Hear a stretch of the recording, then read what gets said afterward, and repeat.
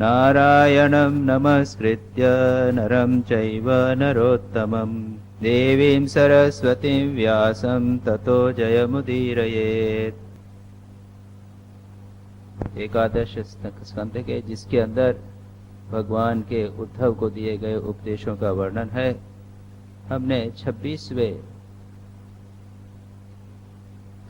25वें अध्याय को समाप्त किया था, पिछली बार पढ़ा था, जिसके अंदर 3 गुणों का वर्णन है। मैंने कहा था कि भगवत गीता में भी 3 गुणों का विस्तार से वर्णन दिया गया है, और भगवत गीता में यह जो गुणों का वर्णन है वो बिखरा हुआ है। 14वें अध्याय में है, 17वें अध्याय में है और 18वें अध्याय, और यहाँ पर इन तीनों गुणों का वर्णन एक साथ दिया गया है। यहाँ पर तीनों गुणों को, उसमें कई बातें बताई गई थी। द्रव्य यानी ऑब्जेक्ट, देश, स्पेस, काल, फल, काल, ज्ञान, कर्म, कर्ता, श्रद्धा, अवस्था, आकृति और निष्ठा, इनके विभिन्न प्रकार के गुणों का वर्णन था।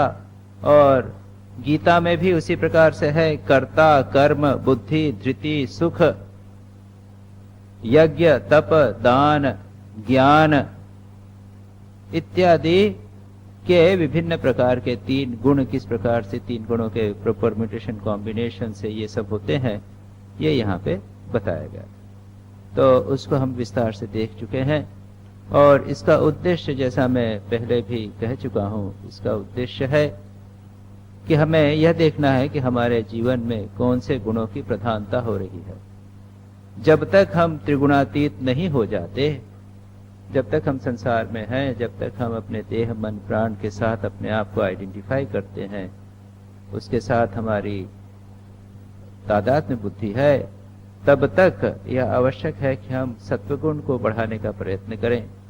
जब तमोगुण आए तो तमोगुण को रजोगुण से दूर करने का प्रयत्न करें, और तमोगुण और रजोगुण दोनों को सत्वगुण से दूर करने का प्रयत्न करें। तो उसके कई स्टेजेस, ग्रेड्स होते हैं। जैसे श्री रामकृष्ण कहते थे कि स्वामी विवेकानंद अत्यंत सत्वगुणी आधार है, लेकिन श्री रामकृष्ण की तुलना में स्वामी विवेकानंद रजोगुणी थे। तुलनात्मक दृष्टि से श्री रामकृष्ण अत्यंत सत्वगुणी। स्वामी विवेकानंद कहते थे कि श्री रामकृष्ण जो हैं अवतार वरिष्ठ कहा श्री रामकृष्ण को, वो इसलिए कहा कि बाकी अवतारों में आप रजोगुण भी देखते हैं। राम ने युद्ध किया, कृष्ण ने युद्ध किया, लेकिन श्री रामकृष्ण ने किसी प्रकार का युद्ध नहीं किया, कोई भी रजोगुणी वृत्ति नहीं है।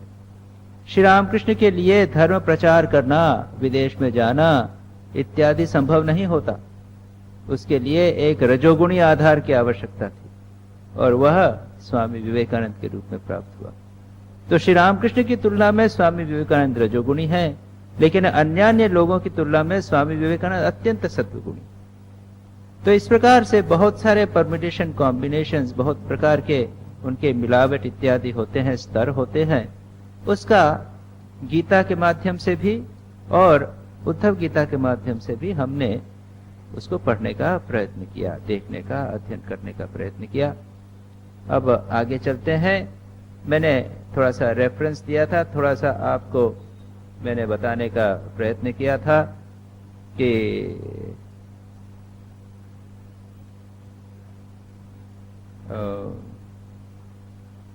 इसके बाद में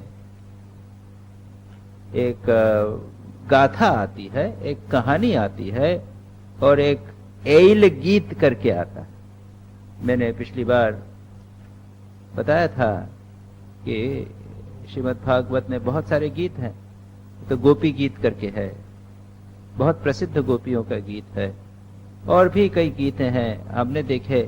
एक तो पिंगला जो एक कोर्टेसन थी, एक वेश्या थी, प्रतीक्षा करती रही, कोई नहीं आया, उसके बाद उसको निर्वेद या वैराग्य हुआ, और उसके बाद में उसने एक गीत गाया जिसकी चर्चा श्रीमद् भागवत में है।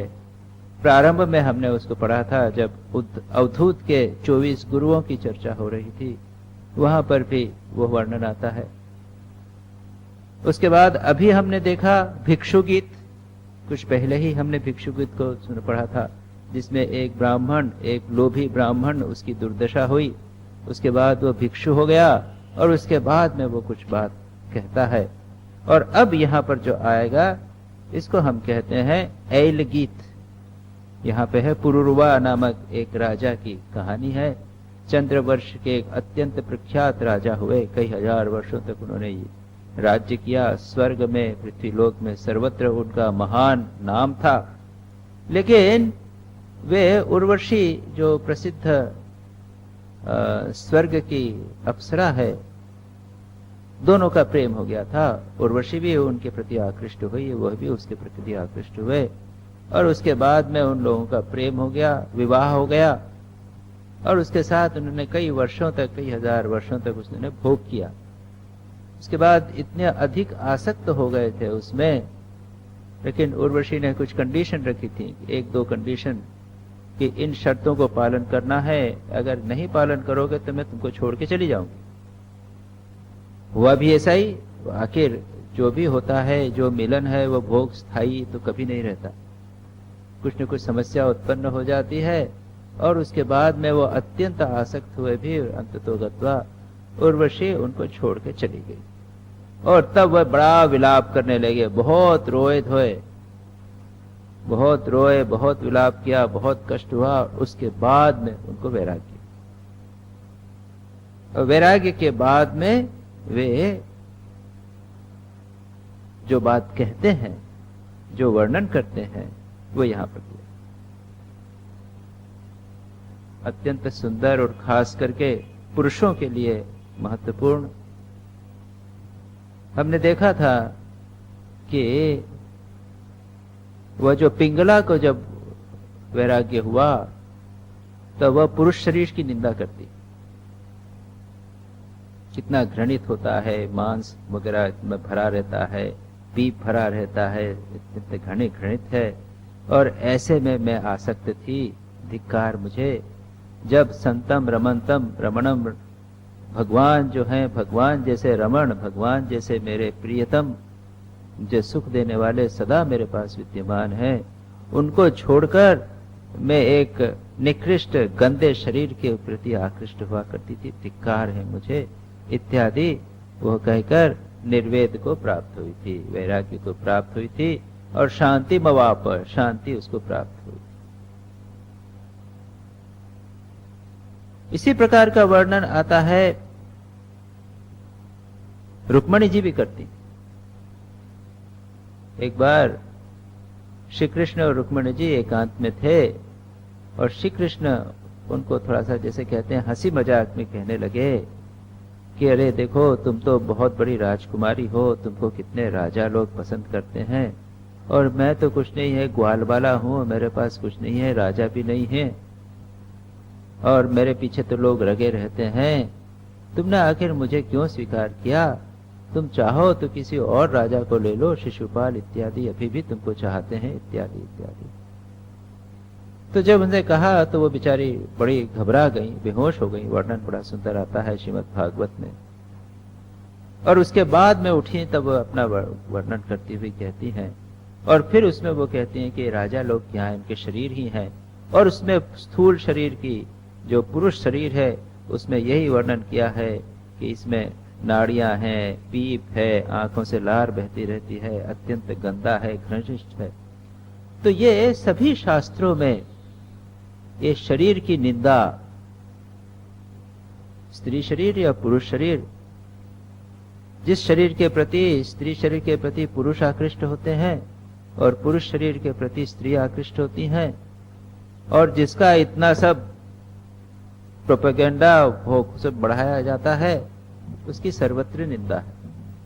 यहां पर भी हम देखेंगे उसकी निंदा है, और साधकों के लिए कुछ सावधानी के वाक्य भी हैं।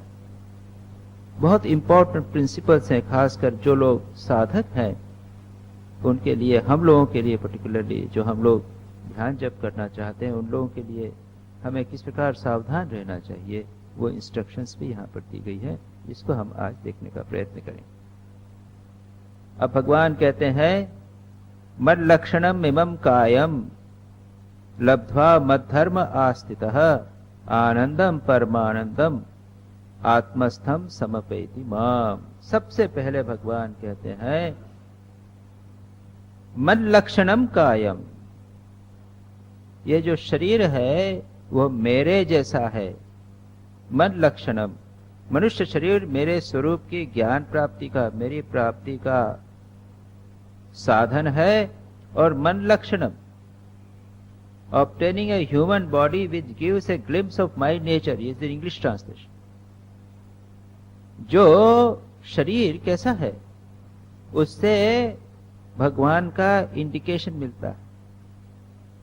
जितने महापुरुष, हम राम कृष्ण, तो मानव शरीरधारी थे, तो श्री राम कृष्ण मानव शरीरधारी, तो हम कहते हैं कि उनके भीतर कुछ नहीं, भगवान के सिवा कुछ नहीं। और जितने भी बड़े बड़े संत हो गए हैं, स्वामी ब्रह्मानंद जी, स्वामी शिवानंद जी, स्वामी विवेकानंद, वो तो है तो फिर वही 5.5 5 फीट 8 इंच 5 फीट 9 इंच ऐसे ही तो थे। अपरेंटली दिखाई देते बिल्कुल ऑर्डिनरी। श्री राम कृष्ण कहते थे कि बाहर से सब एक सरी के दिखाई देते। जैसे हमारे यहाँ पे गुजिया बनाते हैं ना, गुजिया, बंगाल में वो क्या उसको पीठा बोलते हैं, यानी जिसके अंदर कुछ भरा हुआ हो। तो वो गुजिये के अंदर कुछ मसाला भरा हुआ होता है, गुजिया बोलते हैं ना। अब उसके अंदर आप खोआ भी डाल सकते हो, खोपरा भी डाल सकते हो। जो गरीब रहते हैं वो नारियल का ही बना देते हैं। उसके अंदर आप खोआ भी डाल सकते हो, उसमें आप पनीर भी डाल सकते हो। बाहर से तो सब एक सरी के दिखेंगे, लेकिन अंदर कुछ पूर्व दूसरा भरा हुआ। श्री रामकृष्ण इसी तरह कहते थे कि दिखने को सब एक से हैं, लेकिन संत एक प्रकार के हैं और ऑर्डिनरी व्यक्ति एक। बट द फैक्ट इज, बाहर से कम एक सरी के दिखते हैं। यह जो मानव देह है ये भगवान की याद दिलाती। मन लक्षणम, मेरे लक्षणों की मानो काया, इसके 2 gives a glimpse of my nature. और हिंदी में ट्रांसलेशन क्या, यह मनुष्य शरीर मेरे स्वरूप ज्ञान की प्राप्ति का, मेरी प्राप्ति का मुख्य साधन। श्री रामकृष्ण एक कहानी सुनाया करते थे कि एक बार जब विभीषण का राज्य था लंका में, तब एक बार कोई जहाज शिपरेक हो गया, जहाज का एक्सीडेंट हो गया, जहाज डूब गया। तो उसमें एक मनुष्य था, वो मनुष्य तैरता हुआ कहा, उस पे लंका के किनारे पड़ गया। अब राक्षसों को बड़ी खुशी हुई, अरे आज तो मनुष्य को खाने को मिलेगा। लेकिन जब विभीषण को पड़ा हुआ तो बहुत प्रसन्न हुए, दौड़ के आया, अरे अरे मेरे भगवान राम ने जिस मानव शरीर को धारण किया था वो यहाँ पर आया। बड़े सत्कार के साथ उस मनुष्य को ले गए, सिंहासन पर बिठाकर उनकी पूजा की। क्यों? क्योंकि ये वह मानव शरीर है जिस मानव शरीर को मेरे इष्ट भगवान राम ने धारण किया। तो यहां पर कहते हैं मन लक्षणम इमम कायम लब्ध्वा, जिसके माध्यम से भगवान की प्राप्ति हो सकती है। मद्धर्म आस्थितः, और क्या है, मेरे धर्म में प्रतिष्ठित होकर, यानी जो मनुष्य सच्चे प्रेम से मेरी भक्ति करता है, by practicing religion of love to me, मद्धर्म लक्षण आनंदम परमानंदम आत्मस्थम माम समुपैति। इस मानव शरीर को प्राप्त करके जो भगवान के प्रति भक्ति करता है, वह भगवान को, माम यानी भगवान कहते हैं मुझ श्री कृष्ण को, मुझ भगवान को जो आनंद स्वरूप है और परमात्मा है, आत्मस्थित है, उसे वह प्राप्त करता है। यह है मानव शरीर का उद्देश्य। गुणमय्या जीव योन्या विमुक्तो ज्ञान निष्ठया गुणेषु माया मात्रेषु दृश्यमानेषु अवस्तुतः वर्तमानोपि न पुमान युज्येत अवस्तुभिर गुणैः। इसमें अब एक इंस्ट्रक्शन देते हुए कहते हैं, क्या कहते हैं, गुणमय्या जीव योनिया, जीवों की सभी योनिया, जीव योनि प्राप्त करके, जो जीव योनि गुणमयी है, सत्व रज और 3 गुणमयी है, और उससे क्या है, ज्ञान निष्ठया विमुक्तः, इस जीव योनि से अगर वह ज्ञान के द्वारा विमुक्त हो जावे, निष्ठा और सदा के लिए मुक्त हो सकता है, गुणेषु माया मात्रेषु दृश्यमानेषु अवस्तुतः वर्तमानः अपि न पुमान् युज्येत अवस्तुभिः, अगर ज्ञान में निश्चित हो जावे तो यह जो प्रतीयमान हो रहे गुण हैं, जो माया मात्र है, सत्व रज आदि जो वास्तव में दिखाए वास्तविक नहीं है, दे आर इल्यूजन्स, माया मात्र है। जैसे रस्सी में सांप दिख रहा है और उस सांप को देखकर हम भाग रहे हैं, डर रहे हैं, भाग रहे हैं, एक बाड़ बना रहे हैं, एक हेज बना लिए जैसे सांप यहां ना आ जावे, इतना सब बहुत सब कर रहे हैं। क्या है, माया मात्र। इसका उल्लेख अभी एल गीत में भी आएगा, पुरुरवा के गीत में भी आएगा। वो कहता है कि जो माया मात्र है उसको सत्य समझकर मैंने कितना भोगा। इस शरीर को पहले हम सत्य समझ लिए, अब जब शरीर को सत्य समझ लिया तो स्त्री पुरुष भेद सत्य हो गया। अगर स्त्री भेद सत्य हो गया तो सुंदरी युवती वो स्त्री भी सत्य हो गई और उसके प्रति आकर्षण सत्य हो गया। लेकिन प्रारंभ कहां से हुआ? प्रारंभ से हुआ यह शरीर को सत्य समझने से।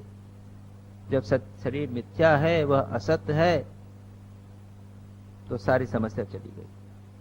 वह वहीं कहेगा, यहां पर यही बात कही है कि माया मात्र और दृश्यमान जो गुण हैं, उनमें अगर व्यक्ति ज्ञान निष्ठा में प्रतिष्ठित हो जाए, ज्ञान होने के बाद उनके बीच में रहते हुए वर्तमानः अपि, उन गुणों में रहते हुए भी न युज्येत, व्यक्ति जो है उनसे वह बंधता नहीं, क्योंकि अवस्तु भी गुण ही, क्योंकि वस्तुओं का जो गुण है वह वस्तु वास्तविक नहीं है, वे असत है।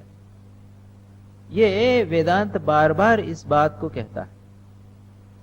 यहां पर इस चैप्टर में हम देखेंगे कि 2 स्तरों की चर्चा की गई है। एक तो इस स्तर की, जब कहा गया है कि जगत को मिथ्या मानो, जगत असत है, एक बार इस असत में असत विचार में आप प्रसिद्ध हो जाए कि जगत असत्य है, जब सत्य नहीं है, तो उसके बाद में उसके ऊपर मन नहीं जाएगा।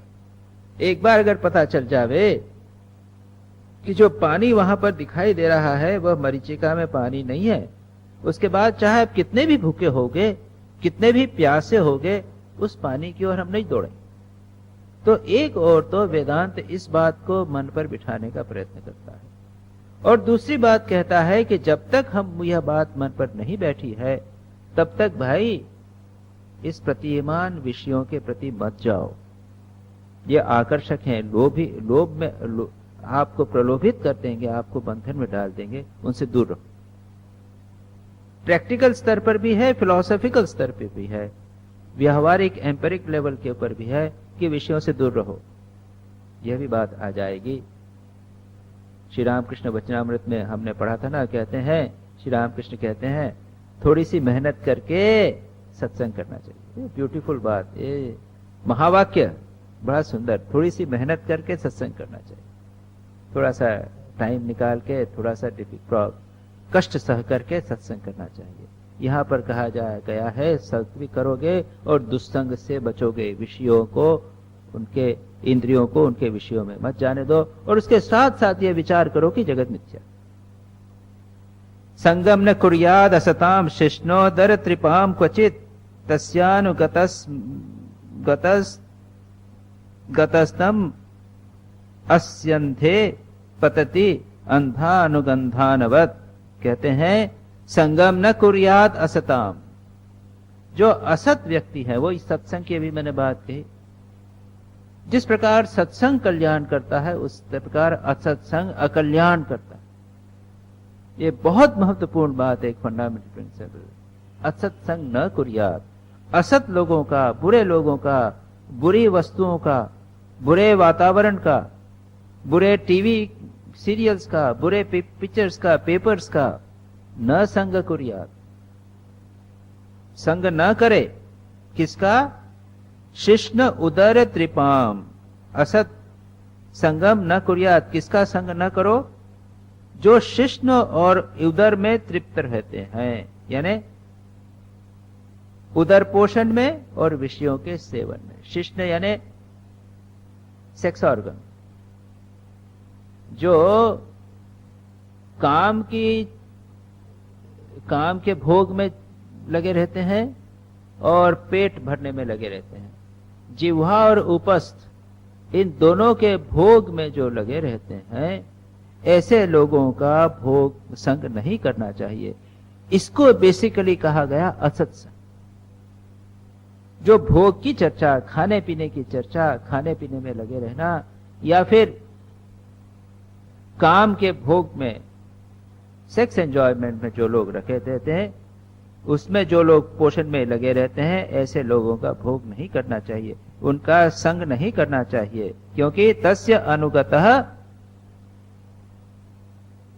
वह उनका अनुगमन करने वाला तमसी अंधे पतति, घोर अंधकार में उस तरह गिर जाता है जिस प्रकार अंधानुगत अंधवत, जिस प्रकार अंधा व्यक्ति कहे चल चल, मैं तेरे को एक दूसरे अंधे को कहता है हम दोनों चले वहां जाते हैं, मैं तेरे को रास्ता दिखाता हूं, वो खुद अंधा नहीं जाता है, वो घोर अंधकार और अंधे में कंधे में पड़ेगा। जो लोग भोग में लगे रहते हैं, जिह्वा और उपस्थ के भोग में लगे रहते हैं और उसी को सर्वस्व मानते हैं, और इनका अनुगमन करने वाले दूसरे लोग दोनों अंधकार में जाते। एलह सम्राट इमाम गाथाम अगायत बृहत शवाह उर्वशी विरहान मुह्यन निर्विन्न शोक संयमे।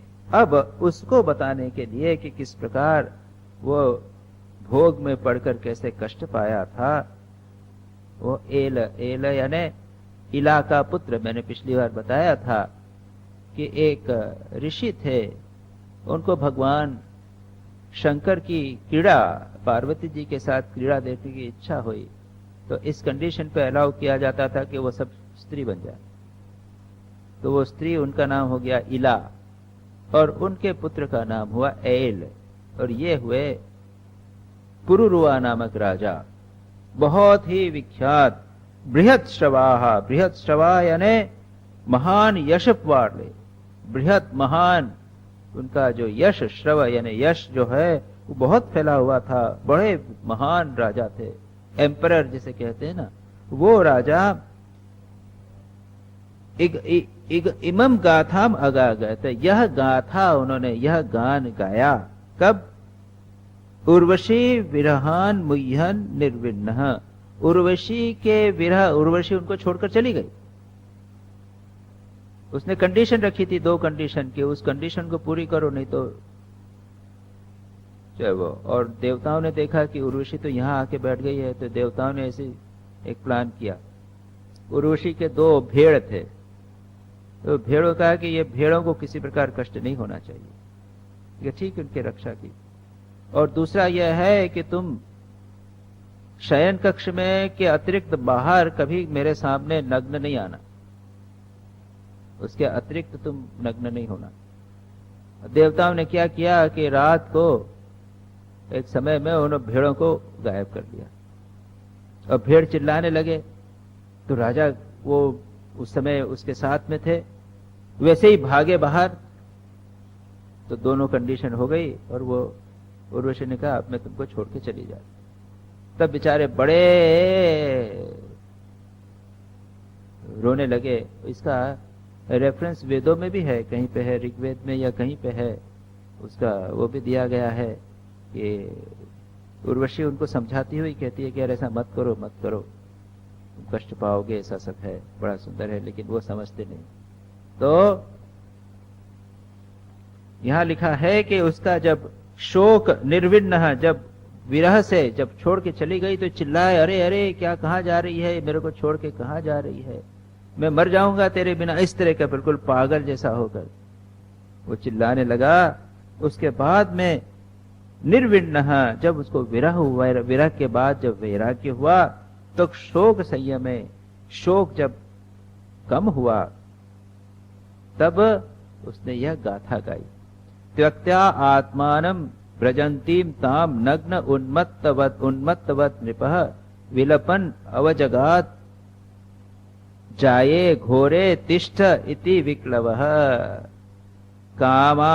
कामानाम् अतृप्तो अनुजिषन् खुल्लकान् विषयाग्निमिः न वेद यान्तिर्नायान्तिर उर्वश्या आकृष्ट चेतसः। बड़ा सुंदर वर्णन करते हुए कहते हैं क्या हुआ, उसको छोड़कर जा रही थी, उर्वशी छोड़कर चली गई। उसका जो आपके पास किताब है उसमें एक फुटनोट भी किया है जिसमें कहा गया है कि उसके बाद में वो एक बार फिर कुरुक्षेत्र में और उसके बाद गंधर्वों के द्वारा उसकी भेंट हुई थी उर्वशी लोक में। उसने वहां पर भी एंजॉयमेंट किया, सुख भोगा। उसके बाद में फिर उसको वैराग्य हुआ। तो वैराग्य के बाद इसमें यहां वर्णन है आत्मानम त्यक्त्वा आत्मानम व्रजंती। उसको जाती हुई, उसको छोड़कर जब जा रही थी तो यह नग्न होकर पागल की तरह उसके पीछे दौड़ा। राजा, इतना बड़ा महान राजा, विलपन, रोते हुए, अरे अरे मत जा ए पत्नी, जाए ए पत्नी, अरे अत्यंत निष्ठुर, ए निष्ठुर हृदय, अरे देवी, अरे पत्नी, जरा ठहर जा, ठहर जा। इतना हीन रूप से उसके पीछे दौड़ा चिल्लाते हुए। और उसका चित्त कामान अतृप्तो अजुषन, उसके उर्वशी ने उसका चित्त आकृष्ट कर दिया था। उर्वश्या आकृष्ट चेतसः चेतनः। उसको यह पता नहीं कितने वर्ष और कितनी रातियां बीत गई, पता ही नहीं चला भोग में, और उसकी तृप्ति नहीं होती। कामान अतृप्तः क्षुल्लकान अनुजिषन्, क्षुद्र विषयों का सेवन करते हुए वर्षयामिनी, सैकड़ों वर्ष उसके बीत गए। न वेद, उसको ये जीवन, इतनी रात्रियां चली गई, उसको कब आई रात, कभी चली गई, दिन आया, रात आई, कुछ भी पता नहीं चला। ऐसा भोग में, इतना भोग में भी पड़ा। और इसके ऊपर वेद में वर्णन आता है जिसमें वो मामृषा ऐसा वो कहती है, उर्वशी कहती है, अरे मेरे ऊपर मत मरो, ऐसे मत मरो। ये इंद्रियां जो हैं ये भेड़िए जैसी हैं, तुमको खा जाएंगी। और उसके बाद में ये भी लिखा है, इसी प्रकार की बात लिखी है वहां। उर्वशी उनको वार्न करती है, कहती है, अरे स्त्रियों पर भरोसा मत करो, इन सुंदरियों पे मत करो, जहां भी उनको ज्यादा रस मिलेगा तुमको उसी तरह छोड़ के चली जाएंगी। ये वेदों में। अब एल उवाच, अब उसको निर्वेद, यह याद रखिए, ये शब्द निर्वेद जो आप लोग बार बार यहाँ पर कई बार आए हैं, ये निर्विण्ण शब्द देखिए चौथे श्लोक में है, निर्विण्ण निर्वेदमायात। ये निर्विण्ण शब्द विचार के द्वारा जो वैराग्य होता है, यह शब्द श्रीमद् भागवतकार को बहुत पसंद है और ये हमें जीवन में धारण करना है। हमारे जीवन में निर्वेद होना चाहिए, वैराग्य होना चाहिए विचार के द्वारा, अरे ये संसार जो है वह अनित्य है इत्यादि। तो कहते हैं, अहो में मोह विस्तारः काम कश्मल चेतसः देव्या गृहीत कंठस्य नायु खंडा इमे स्मिताः नाहं वेद अभिनिर्मुक्तः सूर्यो वा अभ्युदितो अमुया अमुषो वर्षपूगानां बत आहनि गतायुत। वो कहते हैं, अहो, अरे अरे। अब वो कहता है, देखो मेरी क्या हालत, मैं मोह विस्तार है, मेरे मोह का विस्तार, मेरी मूर्खता, मेरे मोह का इन्फेचुएशन, देखो तो सही मेरे एक्सटेंट ऑफ इन्फेचुएशन। काम कश्मल चेतसः, और मेरा मन जो है वो काम से पूरी तरह कश्मल, काम की काली मां से जो मेरा चित्त भरा हुआ था। यहां पर हम देखते हैं पुरुरवा का दृष्टांत। यह राजा एल परम यशस्वी इलानंदन पुरुरवा, वो उर्वशी के संग में लग गए, भोग में रत हो गए। हजारों वर्षों तक उन्होंने भोग किया। और उसके बाद में वह उर्वशी, वो तो अप्सरा ही थी, वेश्या ही थी, उनको छोड़कर चली गई। अब वे पागल जैसे हो गए थे, नग्न और उन्मत्त की तरह राजा होते हुए भी उसके पीछे भागने लगे थे। अरे ठहर ठहर, इस प्रकार से कहते थे, और उनको तृप्ति नहीं हुई थी। और उसके बाद, उसके जाने के बाद में एल यानी इलापुत्र पुरुरुवा ने, उनको थोड़ा सा समझ में आई बात, और उसके बाद में जो बात कहते हैं वो अत्यंत मार्मिक है। इसको एल गीत, पुरुरुवा का गीत, जिस प्रकार पिंगला का गीत, उसके बाद में जो लोभी ब्राह्मण था, तितिक्षु ब्राह्मण था, उसका गीत, ये गीत है अनुभव के द्वारा। जीवन में ठोकर खाकर दुख का अनुभव करके जो बात निकलती है वो गीत, इनको गीत कहा गया। इसको हम देख रहे थे। वो कहते हैं कि अरे अहो मैं आत्म सम्मोह ये नात्मा योषिताम कृतः क्रीड़ा मृग चक्रवर्ती नरदेव शिखामणि ही। अरे मैं क्या हूं? चक्रवर्ती राजा, नरदेव शिखामणि। नरदेव यानी राजाओं का शिखामणि, राजाओं में चूड़ामणि, चक्रवर्ती सम्राट।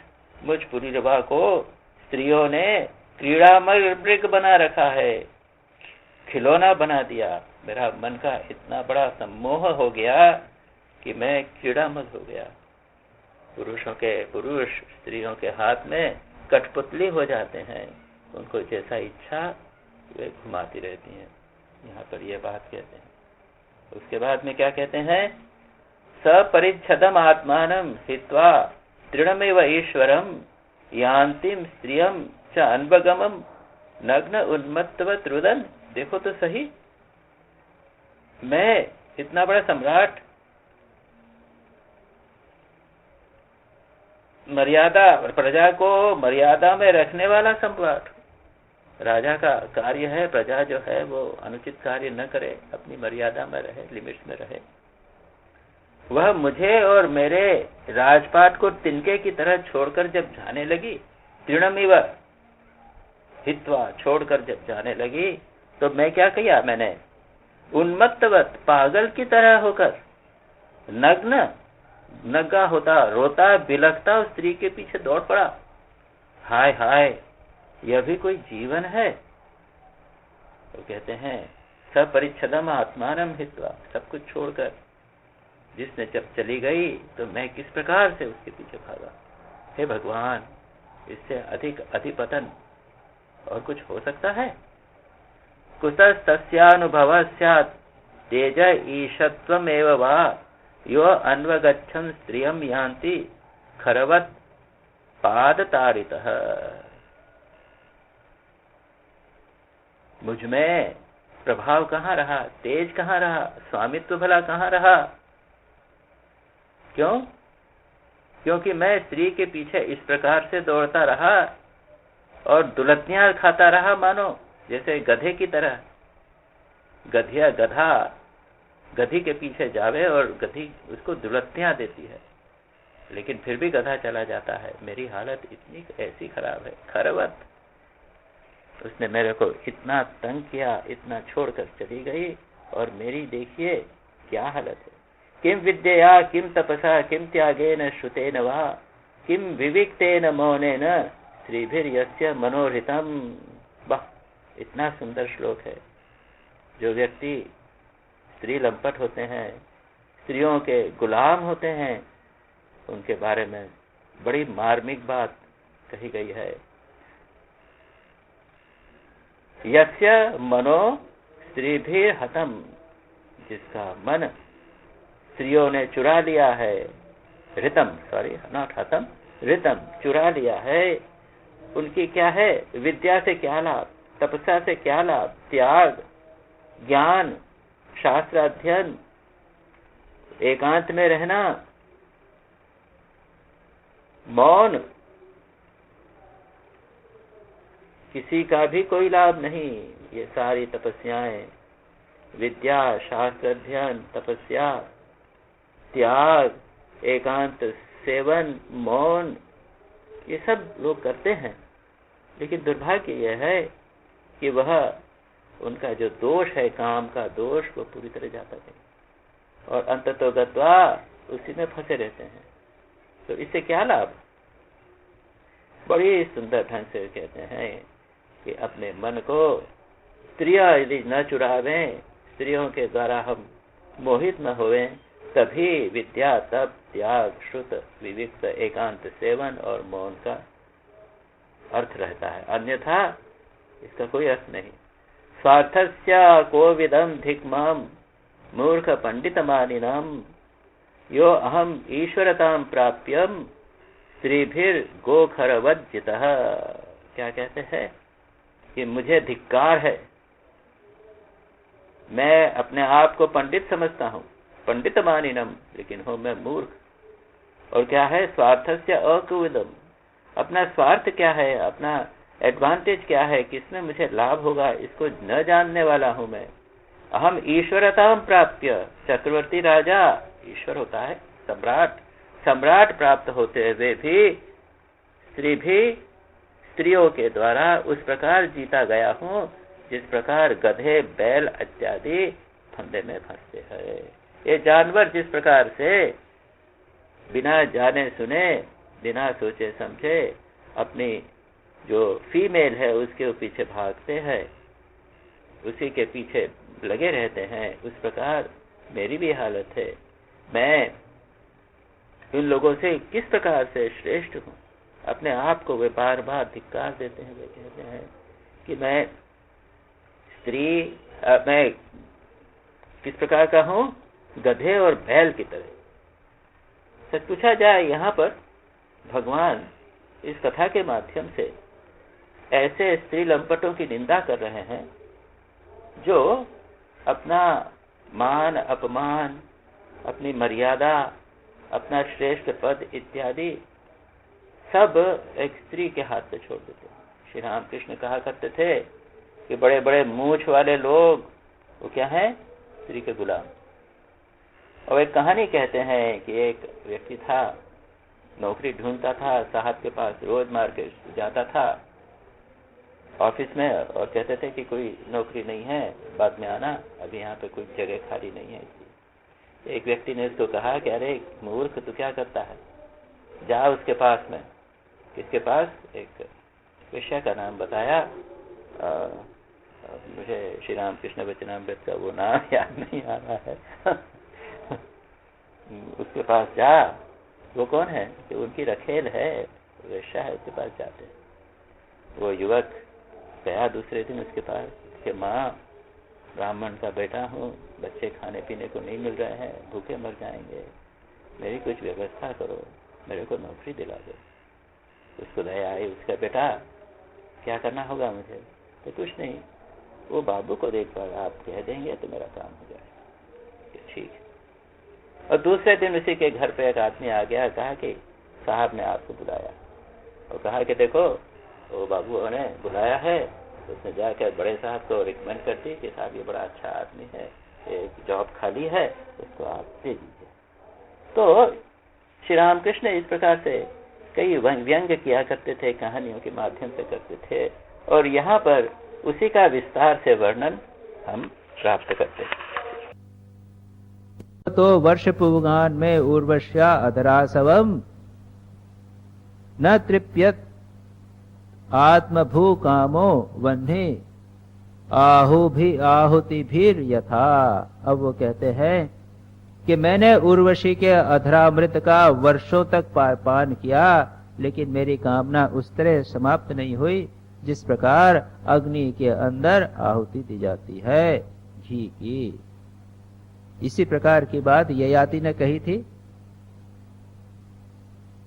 ययाति बहुत बड़े सूर्यवंशी राजा थे। ये पुरुरवा जो है चंद्रवंशी थे, उनकी भी अवस्था ठीक उसी प्रकार की है। हजारों वर्षों तक भोग किया, उसके बाद उनको श्राप मिला, तो श्राप से उनका जो जवानी थी वो समाप्त हो गई, बूढ़े हो गए, लेकिन भोग की इच्छा पूरी नहीं हुई। तो अपने एक पुत्र से उन्होंने जवानी एक्सचेंज की, और पुत्र भी बड़ा त्यागी था, जो अपनी जवानी उनको दे के बुढ़ापा उनका ले लिया, और उसके बाद फिर हजारों वर्षों तक भोग किया। उसके बाद में कहा न जातु काम कामानाम भोगे न उपशाम्यति हविषा कृष्णवत्मेव भूय एव अभिवर्तते। कामनाओं के भोग से कभी भोग पूर्त नहीं होते, कभी तृप्ति नहीं होती। जिस प्रकार अग्नि में आप आहुति डालते जाइए, घी डालते जाइए तो अग्नि बढ़ती है, उसको फर्क नहीं पड़ता, वो कम नहीं होती, बढ़ती चली जाती है। इसी प्रकार उसने कहा कि आहुति करते हुए उर्वशी के साथ भोग करते हुए मुझे कभी तृप्ति नहीं हुई। पुंश्चल्या परतम चित्तम को वान्यो मोचितम प्रभु आत्मा रामेश्वर मृते भगवान भगवंतम अधोक्षजम। इसके बाद कहते हैं कि पुंश्चल्या जो स्त्री कुटिला होवे, जो पुरुषों को चलाती होवे, पुंश्चल्या यानी कुटिला स्त्री के द्वारा जिसका चित्त अगर चुरा लिया जावे, चित्तम, वह उसको कौन निकाल सकता है, उससे इस फंदे से बचा कौन सकता है। यहां बहुत अच्छे वर्णन किए हैं। प्रभु परमेश्वर कौन, भगवंतम अधोक्षजम, आत्माराम जीवन मुक्तों के स्वामी इंद्रियातीत भगवान को छोड़कर, भगवान को छोड़कर कौन है भगवान, आत्माराम, हमारी आत्मा में भी विराज कर रहे हैं, ईश्वरम, हमारे को कंट्रोल करने वाले भगवान, अधोक्षजम, अधोक्षजम भगवान का ही नाम है।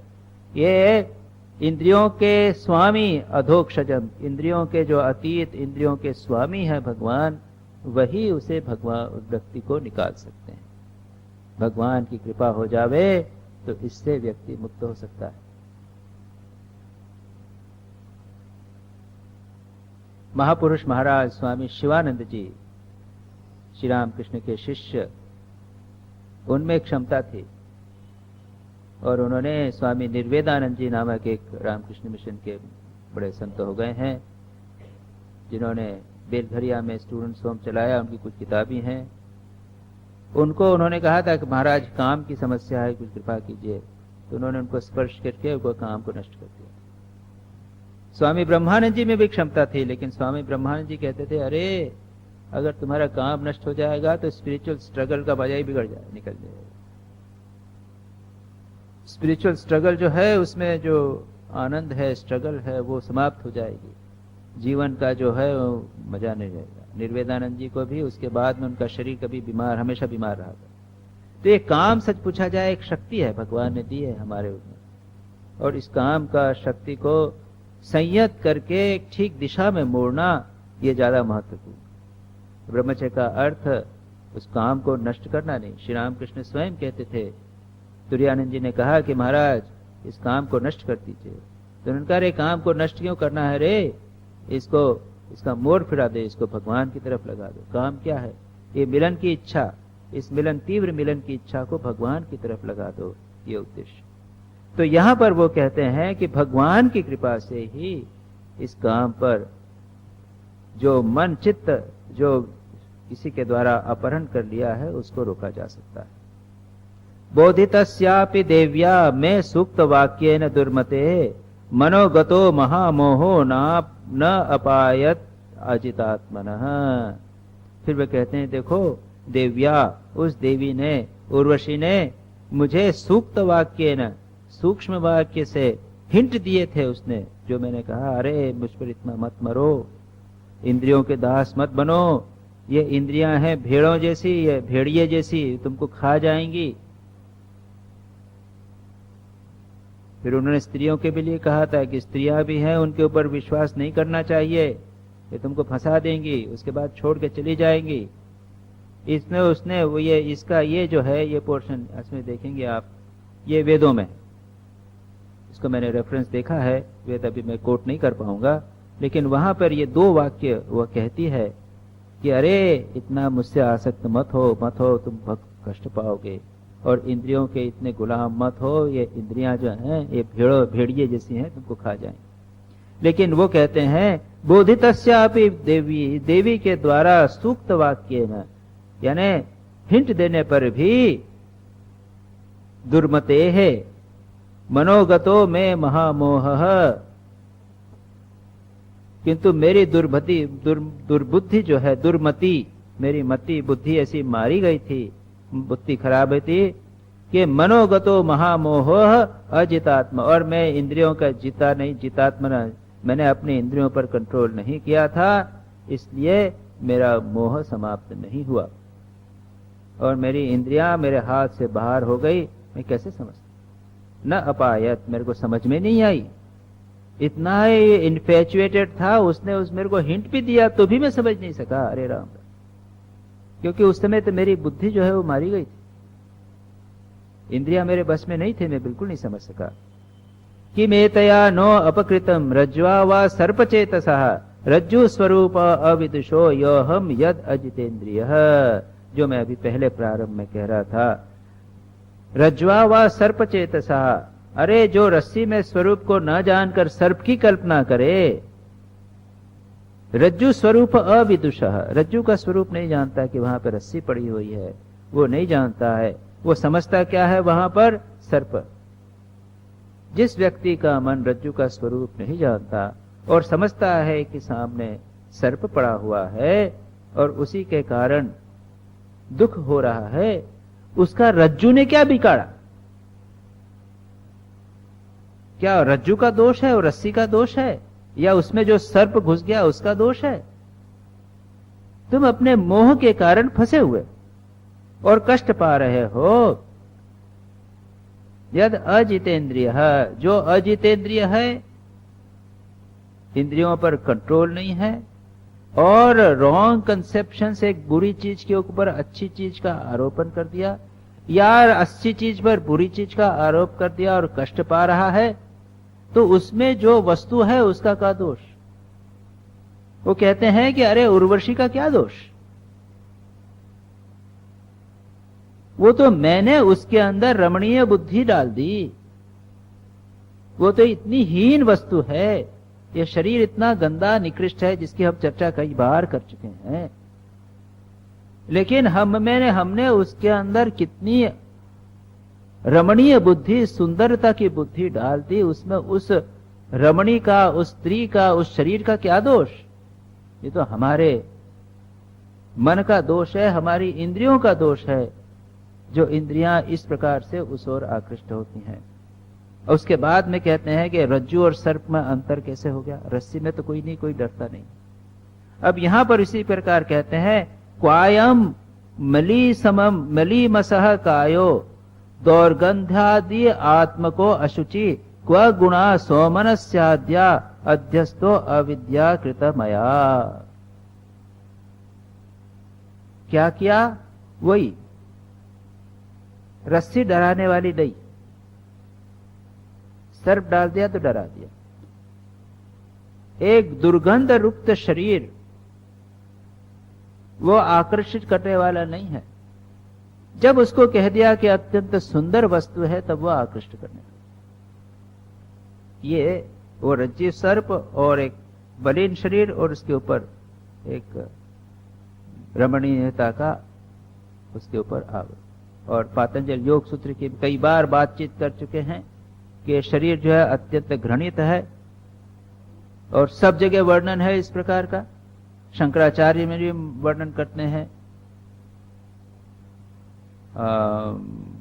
वैराग्य शतकम में भर्तृहरि ने भी बड़ा तीखा बड़ा वर्णन किया है, कितना गंदा शरीर है, इससे लार टपकती रहती है और वो एक दिन नहीं नहाओ तो गंदा हो जाता है, जब मर जाता है तो आप छू नहीं सकते उसको। इसमें कितनी गंदी गंदी चीजें भरी हुई हैं। श्री रामकृष्ण को दर्शन हुआ था, श्री रामकृष्ण ने देखा अब आ रहे कि चमड़ी जो है ना, इस चमड़ी को आप निकाल दीजिए तो अंदर क्या है देखेंगे। और इसलिए कभी कभी जाना चाहिए, जो एनाटॉमी का जो म्यूजियम है ना पीजीआई में या मेडिकल कॉलेज में आप जाइए, एनाटॉमी का म्यूजियम देखिएगा, तो एनाटॉमी का म्यूजियम में आप देखेंगे स्केलेटन है और उसके ऊपर मांस लगा हुआ है, सब दिखा देते हैं। हमारी एनाटॉमी किताब देखिए, वो चमड़ी हटा के दिखाते हैं। तो ये सब तो है इसके अंदर, और उसको हमने क्या किया है, अत्यंत रमणीय बता दिया। पातंजल योग सूत्र में वो जो है ना 4, 5, 6 पॉइंट से मैं बार बार कई बार कहता हूं कि बीज स्थाम उपस्तंभ स्यंदन आधे शौचम निधन, इन 6 कारणों के से ये शरीर जो है अत्यंत गंदी चीज। जन्म जो है इसका शरीर का, वो माता पिता की गंदी वस्तु से मिलके बनता है। जन्म के पहले ये शरीर जो है वो कहाँ पड़ा रहता है, मूत्राशय पहले और मलाशय पीछे, उसके बीच में पड़ा रहता है। उसके बाद में ये बना किन चीजों से है, अंदर सब गंदी चीजें भरी हुई है। तो यहां से अभी तक तो रसगुल्ला बहुत अच्छा था, मोमेंट इसके अंदर चला गया खत्म। उसके बाद उल्टी आ जाएगी तो कोई नहीं खाएगा उसको। उसके बाद निकलता क्या है, मलीमल निकलता है। तो इसमें भरा हुआ यही चीजें हैं, गंदी चीज। और आदेश होते, रोज साफ करना पड़ता है। अभी मैं आया तो 5 मिनट लेट किस लिए हुआ था, स्नान करने गया था इसलिए लेट हुआ। गर्मी के दिनों में 2 बार स्नान करना पड़ता है। उसके बाद में स्यंदन, उसने नाना चीजें, गंदी चीजें निकलती, लार निकलती है, मलमूत्र तो निकलते हैं, लार निकलती है, मुंह से क्या क्या निकलता है, सब चीजें गंदी चीजें निकलती। और मरने के बाद में कोई छूना भी नहीं चाहता। इन 6 कारणों से शरीर सबसे गंदा चीज है। क्व अयम मलीमसह कायः दौर्गंध आदि आत्मकः, अशुचि, अपवित्र, अशुचि है। मलीमसह यानी क्या, मैला कुचेला, दुर्गंध से भरा, अपवित्र, ऐसा शरीर। कहां तो वैसा शरीर। और क्व गुणाः, और कहां वह कौन से गुण, कौन से, आहा कितना सुंदर है, कितना सुकुमार है, कितना पवित्र है, पुष्प जैसा है। वाह वाह। वो व्यासदेव कहते हैं ऐसे शरीर को जो इतना गंदा है, अशुचि है, उसको क्या कहते हैं, कमल नयनी, और चंद्रमुखी। वही उन्होंने खुद अपनी कमेंट्री में, कहां वो और कहां ये होना, ये क्या है, ये मोह ही तो नहीं है और क्या, रस्सी को सर्प समझना ही तो है और क्या। और उसके बाद में उसके रिएक्शंस होते हैं। फिर कहते हैं ये किसका है शरीर। पित्रोः किम स्वम नु भार्याया स्वामिनो अग्नेः स्वगृद्धयोः किम आत्मनः किम सुहृदात् दाम इति यो न अवसीयते। विचार करने पर भी न अवसीयते, सोचने पर भी यह नहीं निश्चित होता है कि ये शरीर किसका है। ये शरीर किसका है बताइए। माता ने दूध पिलाया है तो मां का हो गया, और माता कभी धाई नहीं पिलाती, धाई पिलाती है तो मां का, उसका हो गया। पिता का पुत्र जो है फिर भी छोड़ के चले जाते हैं। पिता भी क्लेम नहीं कर सकता पुत्र के ऊपर, बड़ा होते ही वो चला जाता है। अच्छा, उसके बाद में पत्नी का है क्या, पत्नी का भी नहीं है, पत्नी की भी संपत्ति नहीं है, वो भी डाइवोर्स हो जाता है। उसके बाद में कहते हैं किसी मास्टर ने खरीदा है, कई बार होता है जो दास प्रथा होती है, तो उसने मास्टर ने खरीदा, वो फिर बाद में दूसरा ले सकता है, वो छोड़ के जा सकता है। उसके बाद अग्नि में, अंत में मरने के बाद क्या होता है, अग्नि में डाला जाता है। अगर अग्नि में नहीं डाला तो अगर सड़क पे छोड़ दिया, फेंक दिया, तो कुत्ते और गीद खा जाते हैं उसको। क्या मेरा है? अरे मेरा भी नहीं है, ये तो कर्म से बना है, कर्मों के कारण शरीर बना है। किसका है? सोच विचार करने पे पता नहीं चलता है कि किसका है शरीर। No one can claim that it is my body.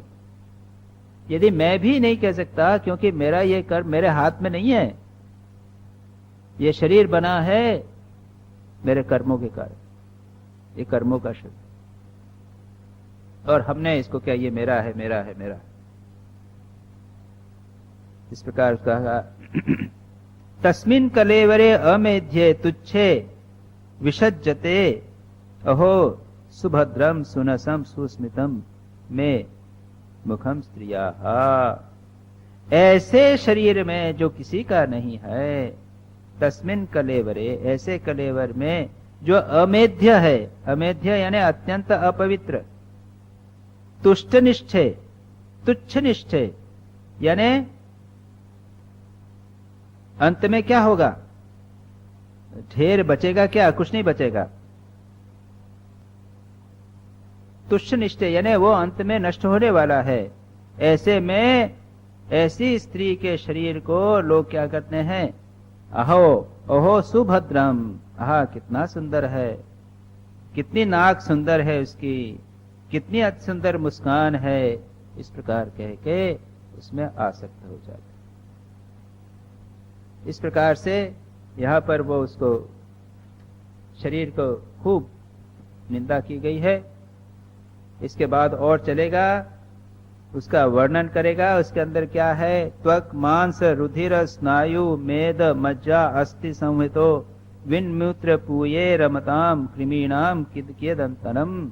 इसके बाद में कुछ इंस्ट्रक्शंस हैं, जैसे मैंने अभी पहले कहा कि वो इंस्ट्रक्शंस खास करके कैसा संग करना, एक और सत्संग करेगा और दूसरे दुस्संग से दूर रहेगा, उसकी चर्चा हम अगली बार करेंगे।